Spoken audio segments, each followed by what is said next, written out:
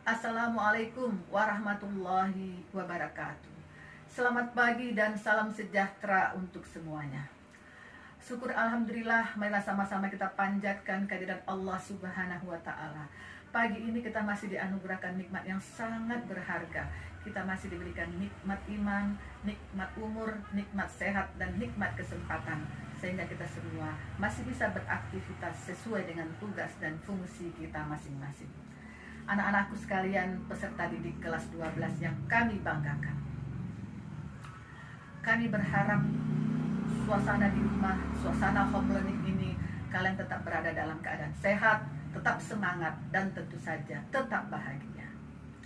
Ada beberapa informasi penting yang akan kami sampaikan mengawali pengantar pembekalan program PKL online ini yang harus kalian ketahui, yaitu antara lain pertama, tujuan dari diadakannya program pembekalan PKL online. Kemudian yang kedua adalah syarat-syarat yang harus dipenuhi sebelum berangkat ke industri. Yang ketiga, tujuan diadakannya program PKL. Yang keempat adalah perkenalan dengan personil humas kemitraan. Dan yang terakhir, yang kelima adalah harapan-harapan sekolah untuk kalian. Anak-anakku yang berbahagia, ibarat seseorang yang menuju tempat yang baru, lingkungan yang baru, atau daerah yang baru, tentu butuh petunjuk, butuh pedoman, dan butuh pengetahuan agar tidak bingung dan tidak tersesat, apalagi tidak akan mampu beradaptasi di tempat yang baru tersebut. Tidak terasa, sudah 3 tahun kita bersama-sama SMK 26 Jakarta. Tidak lama lagi kalian akan menuju atau naik ke jenjang pendidikan yang lebih tinggi, yaitu naik ke kelas 13. Kami berharap, kami berdoa, semoga semua peserta didik kelas 12 bisa naik ke kelas 13. Amin, amin, ya Rabbal Alamin. Anak-anakku yang berbahagia, kami tidak ingin kalian tersesat. Kami juga tidak ingin kalian bingung dan tidak ingin tidak mampu untuk beradaptasi di tempat yang baru.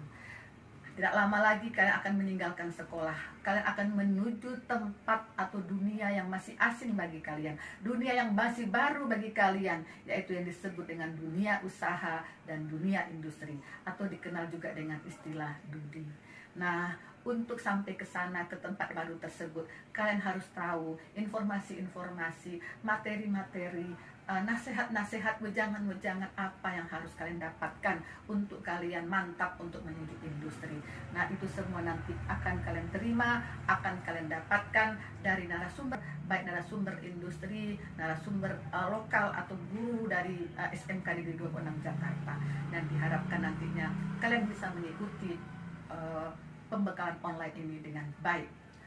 Anak-anakku yang berbahagia, sebuah keterampilan, sebuah kompetensi yang melekat pada diri kalian bisa berubah-ubah tergantung kepada kebutuhan pekerjaan.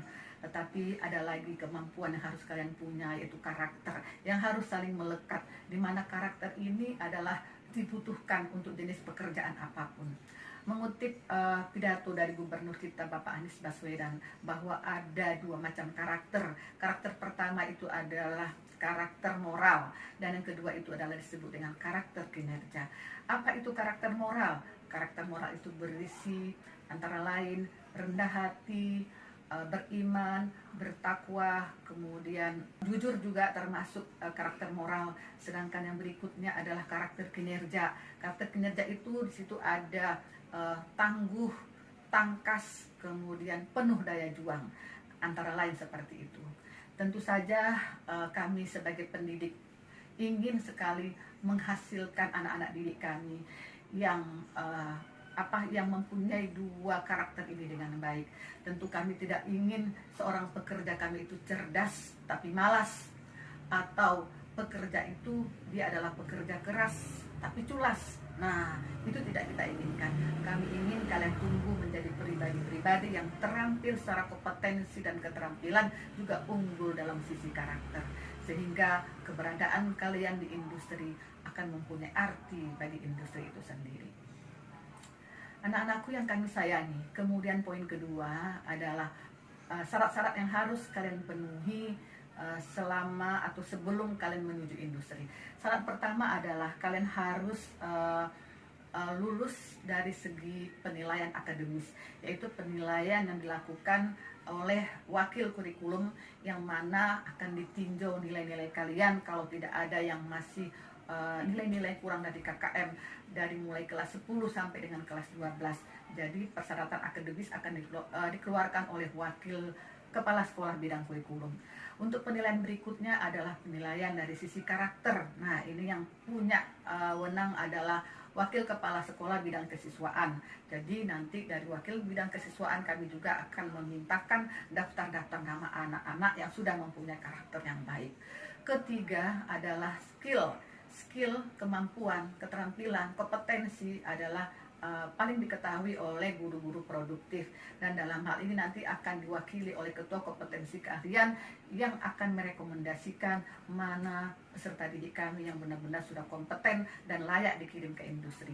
Tapi bagi siswa-siswa yang kompeten, yang skillnya masih kurang, maka akan diberikan pembinaan lagi di bengkel-bengkel kerja. Kemudian berikutnya, selain itu ada juga penilaian yang dikeluarkan oleh bidang humas dan kemitraan. Nah, kami akan menilai kalian pada saat pembekalan online ini, menilai bagaimana kehadiran kalian, bagaimana keaktifan, bagaimana keseriusan kalian dalam mengikuti pembekalan. Kemudian itulah syarat-syarat yang harus kalian penuhi, harus lulus itu semuanya. Kemudian ada satu lagi yaitu kalian juga harus mempunyai jaminan asuransi, dan untuk pengurusan asuransi ini sekolah tidak memfasilitasinya, kalian mengurus sendiri. Kami nanti hanya menerima fotokopi dari kartu asuransi karena ini adalah prasyarat yang diminta oleh industri. Anak-anakku yang berbahagia, kemudian kita masuk yang ketiga, yaitu tujuan diadakannya program PKL. Tentu kalian bertanya, apa sih gunanya, apa sih maksudnya diadakan program PKL ini? Program PKL ini bertujuan yang pertama adalah untuk memberikan kesempatan kepada peserta didik untuk berlatih bekerja. Jadi kalau selama ini kalian mengasah keterampilan dan kompetensi kalian di sekolah, saatnya kalian unjuk kerja di industri pada dunia yang nyata, yaitu dunia usaha dan dunia industri. Kemudian pada saat ini juga kalian harus mengembangkan kompetensi-kompetensi lain dari sisi karakter, sehingga ilmu yang akan dapat diserap dengan baik di industri. Berikutnya, selain berlatih bekerja, juga PKL ini adalah sebagai sarana kalian untuk mempromosikan diri. Ibu katakan seperti itu karena dengan kalian menunjukkan kemampuan terbaik kalian, baik dari segi kompetensi maupun dari karakter, maka perusahaan merasa sayang untuk tidak merekrut kalian. Di akhir pendidikan kalian nanti atau PKL kalian nanti, perusahaan tidak mau melepas kalian begitu saja. Mereka akan merekrut kalian jika kalian adalah peserta didik yang memenuhi persyaratan yang diinginkan mereka. Nah, anak-anakku, sekali lagi pergunakan kesempatan PKL ini dengan sebaik mungkin. Jangan nanti setelah PKL selesai kalian baru mencari kerja bisa saja dengan melihat info-info lowongan yang ada di BKK atau info lowongan dari job fair, job matching, atau juga mencari info lowongan kerja sendiri. Ini jalannya, prosesnya sangat panjang. Pertama kan akan mengajukan lamaran, kemudian mengajukan CV, nanti kemudian ada psikotes, setelah ada psikotes, wawancara, terakhir nanti ada tes kesehatan. Dan setiap tahap-tahapan ini pasti juga ada yang gugur. Jalan begitu panjang, saingan begitu banyak, karena akan bersaing dengan ribuan lulusan SMK yang ada di luar sana. Bahkan lulusan SMA pun ikut memperebutkan lowongan yang sama.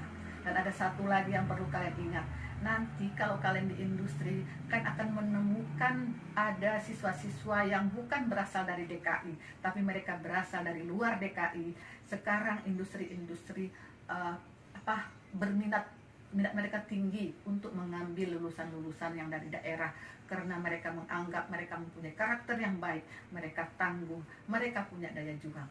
Mungkin kalau dari sisi keterampilan, kompetensi kita nggak kalah karena kita belajar lebih lama, kita sekolah 4 tahun, tapi memang karakter kita mungkin kalah unggul dengan anak-anak dari daerah yang mempunyai daya juang yang sangat tinggi.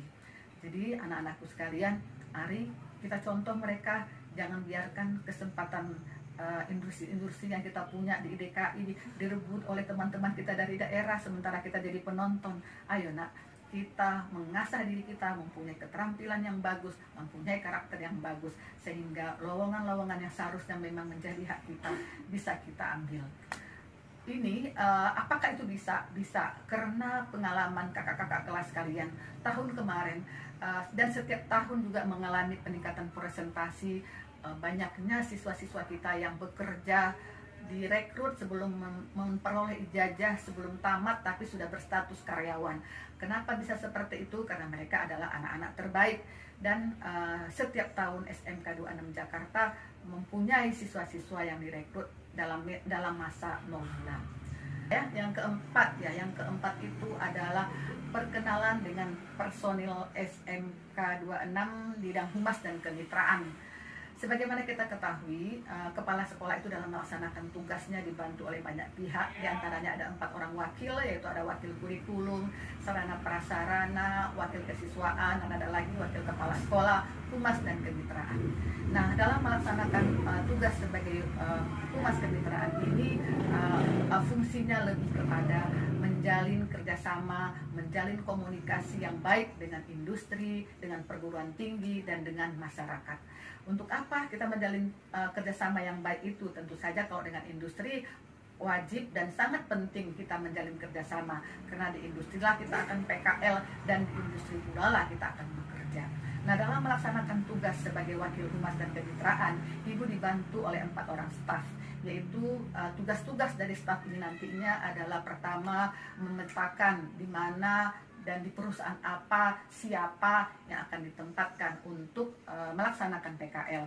Kemudian mengatur jadwal monitoring, melaksanakan monitoring, menerima atau berkomunikasi dengan industri tentang segala sesuatu yang dianggap penting, kemudian juga sampai kepada memasarkan kalian untuk bekerja. Itu adalah tugas dari staf humas kemitraan. Nah, ada 4. Yang pertama adalah namanya Pak Indra Kusuma. Pak Indra Kusuma ini adalah staf pengajar di kompetensi keahlian TEDK. Jadi Pak Indra juga akan mengkoordinir program PKL yang ada di jurusan TEDK. Anak-anakku peserta didik TEDK, kalau segala sesuatunya menyangkut PKL nanti, kalian harus menemui Pak Indra, karena Pak Indra lah yang mengatur untuk kegiatan PKL-nya. Kemudian yang kedua adalah Pak Riki. Pak Riki Hamdan ini guru pengajar di konstruksi gedung sanitasi perawatan. Selain mengkoordinir program PKL yang ada di KESP, Pak Riki juga akan mengkoordinir program-program PKL yang ada di TMPO. Untuk itu, anak-anakku peserta didik TMPO, kalian harus kenal dengan Pak Riki, karena urusan PKL nanti kalian menemui Pak Riki. Berikutnya adalah seorang ibu, yaitu namanya Ibu Murniati Sibarani, seorang staf pengajar di kompetensi keahlian TFLM. Nah, Ibu Murni selain mengkoordinir kegiatan PKL yang ada di TFLM, juga akan membantu mengkoordinir program PKL yang ada di TTL. Anak-anakku TTL, urusan PKL temui Ibu Murni. Berikutnya yang terakhir adalah kalau ini seorang ibu juga, tapi kalian pasti semuanya sudah kenal, karena Ibu Kuri selain mengajar di jurusan SIJA, juga sebagai guru di simulasi digital di beberapa jurusan atau kompetensi keahlian yang lain. Nah, selain itu berarti Bu Puri memang bertugas mengkoordinir yang ada di SIJA. Selain itu, tugas tambahan dari Ibu Puri ini adalah sebagai Ketua BKK, yaitu Ketua Bursa Kerja Khusus. Tugasnya adalah memasarkan tamatan SMK 26 Jakarta di dunia kerja. Yang terakhir, tentu kalian juga mungkin ingin berkenalan dengan Ibu. Ibu adalah nama lengkapnya Yarni Realita, kalian bisa memanggilnya dengan Bu Ita. Mengajar di KGSP. Kalian bisa menghubungi Ibu, berkonsultasi dengan Ibu, mengadukan segala sesuatunya dengan Ibu tentang masalah-masalah yang kalian hadapi selama PKL. Demikianlah anak-anak yang ingin kami sampaikan. Kemudian berikutnya yaitu harapan. Apa sih harapan dari sekolah, harapan dari kami kepada kalian dalam melaksanakan program PKL ini? Yang pertama, kami berharap kalian melaksanakan PKL ini dengan sungguh hati dan dengan sebaik-baiknya. Kami akan sedih dan kami akan sangat malu apabila ada siswa kami yang dikembalikan ke sekolah. Nah, kalau kalian bertanya apakah ada, Bu? Ada. Tahun kemarin masih ada siswa kita yang dikembalikan ke sekolah. Mereka dikembalikan karena bukan penyebabnya adalah kompetensinya yang kurang, keterampilan yang kurang, tapi terlebih kepada karakternya. Karena masih ada juga mereka yang kurang daya juangnya, kurang tangguh, mudah mengeluh, jadi cengeng. Nah, ini contoh yang tidak perlu dicontoh. Kami berharap justru yang sekarang ini, yang angkatan 2020-2021 adalah peserta didik yang benar-benar baik, yang benar-benar tangguh, tidak ada yang dikembalikan, berhasil semuanya direkrut. Sekali lagi, harapan kami, jaga nama baik sekolah, lakukanlah hal-hal terbaik, jadikanlah nama harum kita semakin harum. Dan nasihat kami, ibarat pepatah, di mana bumi dipijak, di situ langit dijunjung, sehingga kalian akan diterima dimanapun kalian berada. Terakhir kami ucapkan selamat mengikuti program pembekalan PKL online, semoga bermanfaat. Terima kasih. Assalamualaikum warahmatullahi wabarakatuh.